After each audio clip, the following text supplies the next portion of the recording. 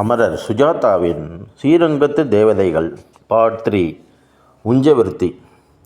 சில ஆண்டுகள் வடக்கே இருந்துவிட்டு ஒரு முறை ஸ்ரீரங்கம் போனபோது வழக்கம்போல் ரங்கு கடையில் போய் உட்கார்ந்தேன். ரங்கு அன்ற கண்டு மேனிக்கு அழிவில்லாமல் அப்படியே இருந்தான். புதுசாக கூலிங் கிளாஸ் போட்டிருந்தான். ஆண்டாளின் பையன் அமெரிக்காவில் இருக்கிறானே, பாச்சாவோ யாரோ, அவன் கொடுத்துதான். வழக்கம்போல் தம்பு சீது போன்றவர்கள் வந்து அரசியலையும் சினிமாவையும் அலசினார்கள்.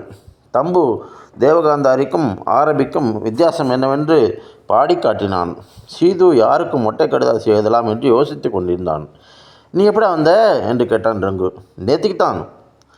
கொஞ்ச நாள் இருப்பியோனோ? ஒரு மாதம் இருக்கலான்னு ஆனுவல் லீவில் வந்திருக்கேன். நீ ஏர்ஃபோர்ஸில் தானே இருக்க? ஏர்போர்ட்டில் பிளேன்லாம் ஓட்டுவியாமே, பாகிஸ்தான் மேலே நீ தான் பாம்பு போட்டதா சொல்லிக்கிறா. ரங்கா பாரு, சரியாக புரிஞ்சுக்கோ. நான் இருக்கிறது ஏர்போர்ட். டெல்லியில் சப்தர்ஜங்னு பேர் விமான நிலையம். நீ சொல்கிறது ஏர்ஃபோர்ஸ், அது பாலம்ன்ற இடத்துல இருக்குது. ரெண்டும் ஒன்று தானே? இல்லை. பின்ன ஏர்ஃபோர்ஸில் யார் இருக்கா? மேலே சித்திர வீதியில் ரங்காச்சாரிடா, அது அவன் கூட பைலட் இல்லை. ஏர்ஃபோர்ஸ்னால் எல்லோரும் பறக்க மாட்டாளோ? மாட்டா. அப்போ நீ ஏர்ஃபோர்ஸ் இல்லைன்ற. ஏர்போர்ட். பின்ன யாரோ நீ பிளேன் ஓட்டுறதா சொன்னாங்களே, அது சின்ன பிளேன், ட்ரெயின் பிளேன். ஏர்போர்ட்டில் பெரிய பிளேன் தானே இருக்கும், போட்டு குழப்புறாங்கப்பா. நான் அவனுக்கு மேலும் விளக்கும் முயற்சியை கைவிட்டு விட்டேன். ரங்குவின் உலகம், அவன் வீடு, கடை இரண்டை விட்டு வெளியே ஏதும் கிடையாது. உலகம் முழுக்க அவன் கடைக்கு அரட்டை அடிக்க வரும். இவன் இடத்தை விட்டு நகரவே மாட்டான். பெருமாளை கூட பங்குனி சித்திரை உற்சவங்களில் கடையை கடந்து போகும்போது சேவிப்பான். அப்போது ஒரு கிழவனார் கையில் சொம்புடன் ஒரு சிறுவன் குச்சியை பிடித்து கொண்டு அழைத்து செல்ல, உயர்வர உயர்நலம் உடையவன் எவனவன் என்று ஏறத்தாழ உளறலாக சொல்லிக்கொண்டு நட்ட நடுத்தெருவில் வந்து கொண்டிருந்தார். முகத்தில் ஒரு வாரத்துக்கு உண்டான வெண்தாடி, மார்பில் பூணூல், சவுக்கம், 16 வேஷ்டி. ரங்கு, இது யார்? இவர் பேர் தேசிகாச்சாரி, ஜிபின்னு ஹைஸ்கூலில் மேக்ஸ் டீச்சராக இருக்கார், அவரோட அப்பா. ஆமாம், எதுக்கு சொம்பை கையில் வச்சுட்டு பிரபந்தம் சொல்லிட்டு போகிறார்? யாரோ அவர் சொம்பில் அரிசி போட்டு விட்டு வணங்கி சென்றார்கள். உஞ்சவிருத்தி. புரியலை. ஜிபி இவரை வச்சு காப்பாற்றலையோ? அதெல்லாம் இல்லைப்பா, பிடிவாதம். பணம் காசு இல்லையா? ஜிபி நிறைய சம்பாதிக்கிறாரு. இவருக்கு நிறைய சொத்து இருக்குது. சித்திரை வீதியில் ஜிபி இருக்கிற வீடு இவரது தான். மகேந்திர மங்கலத்தில் நிலம் எல்லாம் இருக்குது. உஞ்சவிருத்தினா பிச்சை எடுக்கிறது இல்லையோ? ஆமாம், பகவதி பிக்ஷாம் தேகின்னு சொல்லலை, அவ்வளோதான். புரியல ரங்கு.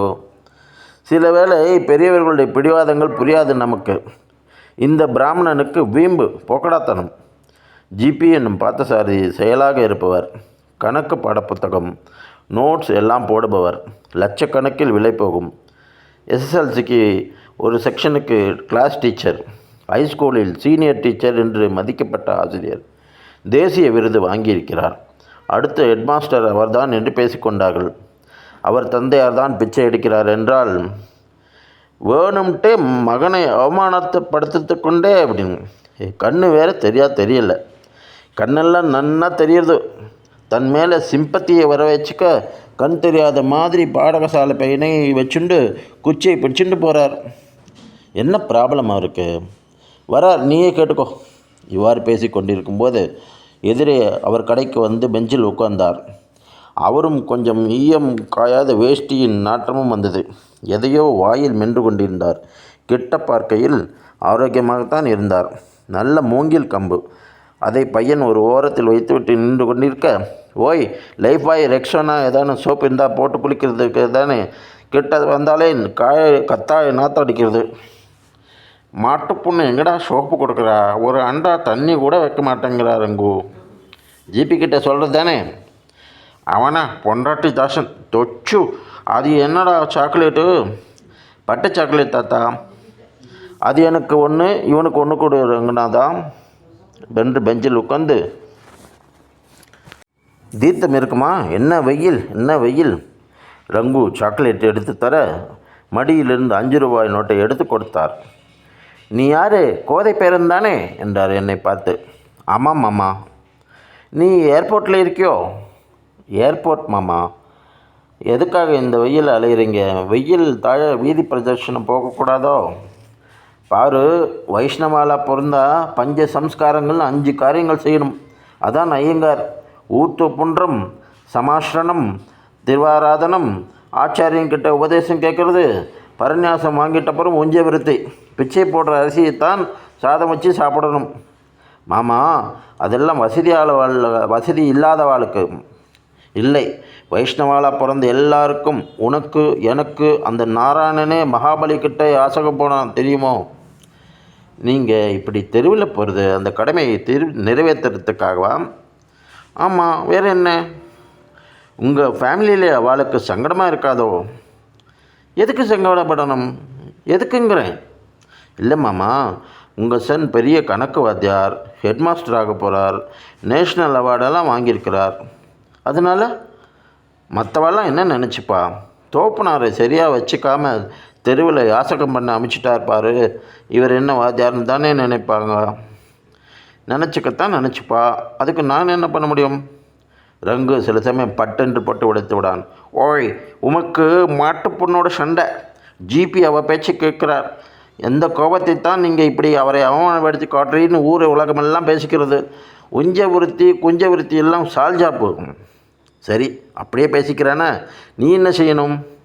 அவர் நீ என்று அழைத்தது ரங்குவை அல்ல, அங்கு இல்லாத தன் மகன் ஜிபியை. நீ என்ன செய்திருக்கணும்? அப்பா, நீங்கள் சொல்கிறதுல நியாயம் இருக்குது. கொஞ்சம் தயஞ்சு போங்கப்பா. நானும் அவளை தூக்கி எரிஞ்சு பேசாமல் இருக்க சொல்கிறேன்னு சமாதானமாக பேசலாம் இல்லையோ? எப்போ பார்த்தாலும் அவள் சொல்கிறது தான் ரைட்டு. அப்பா வாயை மூடுங்கோன்னு அதட்டுனா எனக்கு எப்படி இருக்கும்? தனியாக இருந்து பாருமேன். அதைத்தான் யோசிச்சுட்டு இருக்கேன். இப்போ வீட்டில் சாப்பிட்றது இல்லையோ? 2 தளிகை எனக்கு உண்டான ஒரு மெந்திய குழம்பு அப்பளத்தை நானே பண்ணிக்கிறேன். ஒரு நெய் கிடையாது, கருமது கிடையாது, தயிர் கிடையாது, மோர் தான். ஹோட்டல் சாப்பாடு ஒத்துக்கலை இறங்கா, பேதியாருது. அவள் என்னவோ சாப்பிட்டுட்டு போகட்டும். எனக்கு பிள்ளை அவனோட பேசியே 1 மாதம் ஆச்சு. ஒரே ஆற்றுல இருந்துண்டு. இதெல்லாம் சரி, உஞ்ச விருத்தி எப்படி உடம்புக்கு ஆறுது உமக்கு? ரேஷன் அரிசியும் புழுங்கல் அரிசியும் கைக்குத்தல் அரிசியும் எல்லாம் கலந்துருக்குமே. ஏதோ ரங்கநாதன் கிருபையில் கல்லையும் ஜீர்ணிக்கிறது இந்த வயிறு. ஓடின்னு இருக்கு வண்டி. இன்னும் எத்தனை நாள் பார்த்துக்கலாம். நான் செத்து போனேன்னா அந்த பாடசாலை பையன்தான் எனக்கு கொல்லி போடணும். கேட்டுக்கோ ரங்கு. நீர் எங்கே செத்து போவீர்? இருக்கிற வாழை சாகடிச்சிட்டு தான் போவீர். ஆயுஷு கட்டி உமக்கு. அவர் மறுபடி வீதி பிரதட்சணத்துக்கு புறப்பட, ஸ்ட்ரேஞ்ச், வெரி ஸ்ட்ரேஞ்ச் என்றேன். ஹைஸ்கூல் எப்படி நடக்கிறது என்று என் கிளாஸ்மேட் தான் கரஸ்பாண்டாக இருந்தான். அவனை விசாரிக்க போயிருந்தபோது ஜிபியை சந்தித்தேன். பொதுவாக மேக்ஸ் மல்டிபிள் சாய்ஸ் கேள்விகள் தரமே போய்விட்டதாக சொன்னார். அவரே தான் ஆரம்பித்தார். அப்பாவை பார்த்தியோ? பார்த்தேன் சார். என்ன பிடிவாதம் பார்த்தியா? அவர் சொல்கிறதை பார்த்தா அவருக்கு சோறு தண்ணி கூட சரியாக கொடுக்கறது இல்லைன்னு அப்படியா சொன்னார்? ஒரு நாள் எங்கத்துக்கு மாமியை சந்தித்து கேட்டுப்பார். என் அப்பா தான் இல்லைங்கள, ஆனால் அவர் காத்தால் ஏந்துக்கிறதுலேருந்து பண்ணுற அட்டகாசம். எனக்கு 4 பொண்ணு, 4 நன்னா படிக்கிறதுகள். அதுகளை படிக்க விடாமல் சத்தமாக பாராயணம் பண்ணிட்டு எல்லாரையும் கண்டார வல்லாரான்னு திட்டிண்டு கோவணத்தோடு பிள்ளைங்களையா அலைஞ்சுண்டு தனி வீடு பார்த்து கொடுக்குறதானே. போக மாட்டேங்கிறாரே. என் வீடு, நான் தான் இருப்பேங்கிறார். சரி, நீங்கள் போய்ட்டுருதானே? யோசிச்சுன்னு இருக்கேன். வாடகை கொடுத்து மாலுமா? அவர்கிட்ட பணம் இருக்குல்ல? இருக்குது. என்ன வச்சிருக்காருன்னு காட்ட மாட்டார். வக்கீலை கூப்பிட்டு 4 தடவை வில்லை மாற்றி எழுதிட்டார். ஸ்ரீரங்கம் உள்ள ஒரு பேத்தி மேலே கொஞ்சம் பிரியம். அதுங்கிட்ட ஏதோ சொல்லிகிட்ருக்கார். உங்கள் யாருக்குமே நன்றி கிடையாது, தொச்சுக்குத்தான் எல்லாம்னு உங்கள் அம்மா கிட்ட சொல் வீடுன்னு. தொச்சுங்கிறது பாடசாலை பையன். அவரை காத்தால் கம்பு பிடிச்சிட்டு அழைச்சிட்டு போகிறானே, அவன் கேட்குறதுக்கு நன்னாவாக இருக்குது. எதுக்கு நான் சுஷ்ரூஷை பண்ணணுன்ற என்னாமடையா? நான் தான் அவளை சமாதானப்படுத்தி வைக்கிறேன். அப்படியெல்லாம் செய்ய மாட்டார். கோபத்தில் ஏதோ சொல்கிறாருன்னு. அவள் சொல்கிறது நியாயம்தானே? தானே தள்ளி பண்ணுறதா? அதெல்லாம் வெட்டி பேச்சு. ஆடிக்கு ஒரு தடவை, அமாவாசைக்கு ஒரு தடவை தள்ளி பண்ணுற உள்ள மாடு கண்ணு போட்ட இடம் மாதிரி பண்ணிட்டு போயிடுவார். என் அப்பாவாக இருந்தாலும் இந்த மாதிரி ஒரு பிடிவாதம் பிடிச்ச கிழவனை நான் பார்த்ததில்லை. போய் தொலைஞ்சாலும் பரவாயில்லைன்னு சில சமயம் அவ்வளோ வெறுப்பேற்றுறார். அவருக்கு என்ன வேணுமாம்? ஏதாவது மனசில் குறைய வச்சுட்டு இருக்கலாம். ஒரு இன்சொல், ஒரு பரிவு, அல்லது தாத்தா எப்படி இருக்கேன்னு பேத்திகள் கேட்டாலே போருமா இருக்கலாம். உங்கள் மனைவியும் அப்பா எப்படி இருக்கீங்க, கண்ணுக்கு மருந்து போடட்டுமான்னு ஏதாவது கேட்கலாம். அதெல்லாம் ஒரு புண்ணாக்கம் இல்லை. நீ வேணா சீதா கூட பேசி பாரேன்.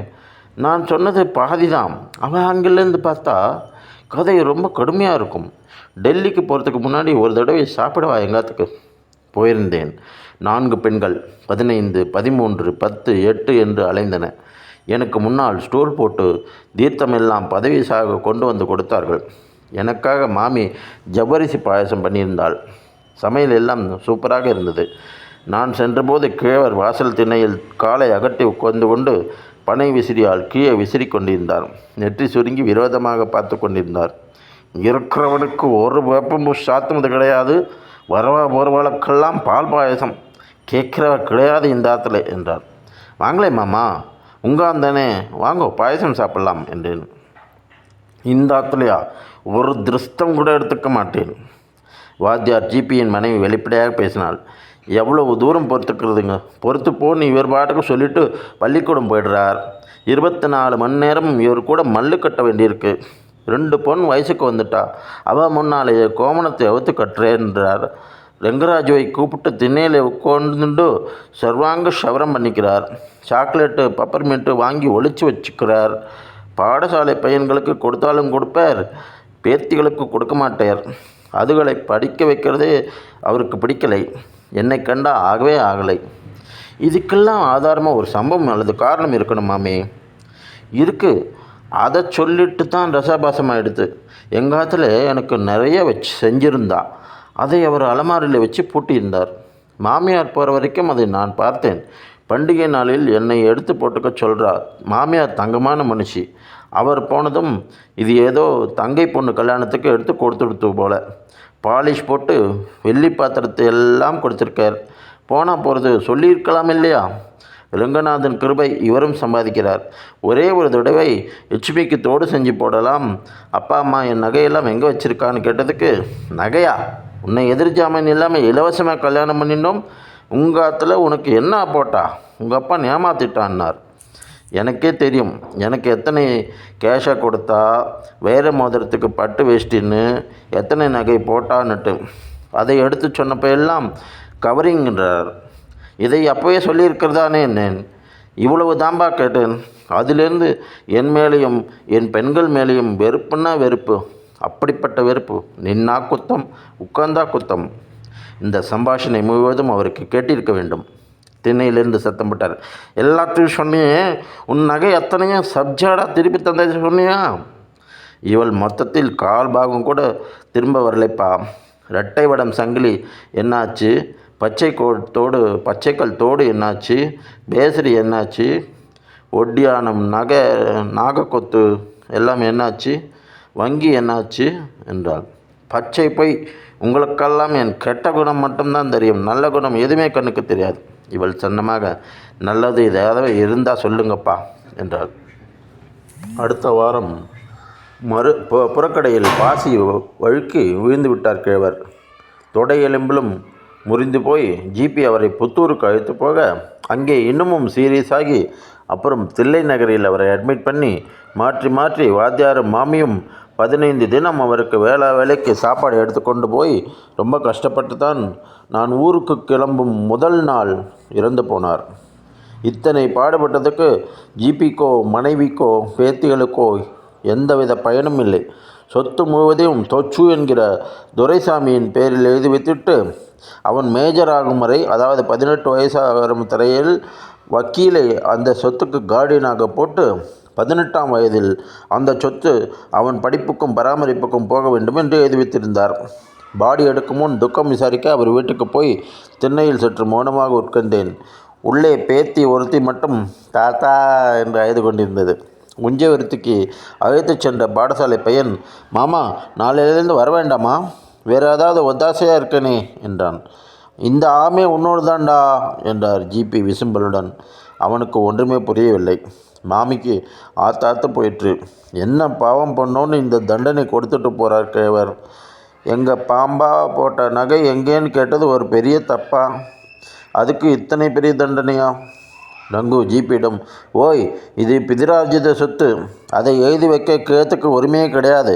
கிறுக்கு பிடிச்சாப்புல இப்படியெல்லாம் வில் எழுதினா கோர்ட்டில் ஒத்துக்க மாட்டான். சண்டை போட்டு வாங்கிடலாம். ஜிபி தான், ரங்கு, நமக்கு எது உண்டு எது இல்லைன்னு தீர்மானிக்கிறதெல்லாம் ஸ்ரீ ரங்கநாதன் தான் என்றார். அதன் பின் நான் அலகாபாத் போய்விட்டு கல்கட்டா, டெல்லி, அல்மோரா, பாதான்கோட், கொலம்போ என்றெல்லாம் சுற்றிவிட்டு 6 வருஷம் கழித்து தான் ஸ்ரீரங்கம் திரும்ப முடிந்தது. ரங்குவை முதல் காரியமாக விசாரித்தேன். ஜிபி வாத்தியார் என்னானார் ரங்கு? அதே கேட்குறப்போ, ஸ்கூலில் புதுசாக ஹெட்மாஸ்டரை நியமனம் பண்ணிட்டா. 2 பேருக்கும் ஆகலை. நோட்ஸ் போடக்கூடாதுன்னு தடை பண்ணிட்டா. கோச்சுண்டு ரிசைன் பண்ணிட்டார். மன்னச்சநல்லூர் போய் சேர்ந்தார். அங்கேயும் சரிப்பட்டு வரல. சம்பளம் சரியாக வரல. அதுக்கப்புறம் நோட்ஸ் போட்டு விற்கிறதும் போச்சு. இவர் போட்ட நோட்ஸையே காப்பி அடித்து இன்னொருத்தன் போட்டுட்டு அரை விலைக்கு விற்றான். அவன் மேலே கேஸ் போடுறேன்னு வக்கீல்கிட்ட காசு நிறைய விட்டுட்டார். ஏறக்குறைய பாப்பர் 6 நிலைக்கு வந்துட்டார். சொத்தும் இல்லை, பத்ரிக்கு போகிறன்னு காலை ஒடிச்சுண்டுட்டார். மனசொடிஞ்சு போயிட்டார். அப்புறம் என்று ரங்கு பேச்சை நிறுத்தினான். நான் சொன்னமாக, ஏதாவது விபரீதமா ரங்கு என்றேன். அதேன்னு கேட்குற? கடைசியாக ரங்கநாதன் கண்ணை திறந்துட்டார். எப்படி? மூத்த பொண்ணு லட்சுமி இருக்கு பாரு, தொச்சுவை கல்யாணம் பண்ணிட்டு எல்லாம் சரியாக போயிடுத்து. உஞ்சவிருத்தி தேசிகாச்சாரி சொத்து மறுபடியும் ஃபேமிலிக்கே வந்துடுத்து. அந்த பையன் அதிகம் படிச்சிருந்தானா? ஏன், 8ஆம் கிளாஸுக்கு மேலே படிப்பே ஏறல அவனுக்கு. இந்த பொண்ணு MCA. நான் வியப்புடன், எப்படி கல்யாணம் பண்ணிக்க சம்மதிச்சது அந்த பொண்ணு? ஃபேமிலிக்காக தியாகமா? அதெல்லாம் இல்லை, காதல் என்றான் ரங்கு.